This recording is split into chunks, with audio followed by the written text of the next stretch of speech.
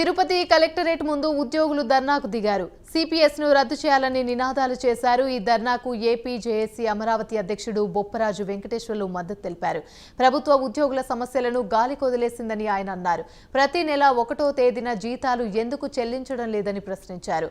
CPS రద్దు హామీ ఏమైందని నిలదీశారు. ప్రభుత్వానికి డెడ్ లైన్ ఇచ్చాం, అప్పటిలోగా స్పందించకుంటే ఆందోళన ఉధృతం చేస్తామని హెచ్చరించారు. మే 1న వైజాగ్లో భారీ సభను నిర్వహిస్తున్నామన్నారు.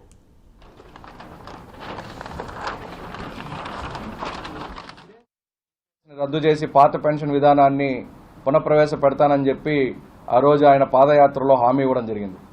అలా ఇడుపులపాయ నుంచి ఇచ్చాపురం వరకు ఏదైతే 3400 కిలోమీటర్లు ఆయన చేసినటువంటి పాదయాత్రలో ప్రతి ఊరిలో ప్రతి నియోజకవర్గంలో ఏపీ సిపిఎస్ ఎంప్లాయీస్ అసోసియేషన్ తరఫున మేమందరం కూడా వారికి అభ్యర్థన చేయడం జరిగింది.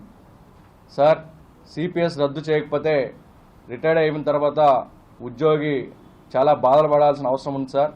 పెన్షన్ లేకపోతే భవిష్యత్తు ఉండదు, భరోసా ఉండదు. కాబట్టి ఏదైతే పాత పెన్షను విధానం ఉందో దాన్ని మళ్ళా మీరు పునఃప్రవేశ పెట్టాలని చెప్పి అనేక సార్లు మేమందరం కూడా అనేక నియోజకవర్గాల్లో అనేక ఊర్లలో ఆయన్ని కలవడం, ఆయన దానిపైన స్పష్టమైన హామీ మీడియా వారి సమావేశంలోనే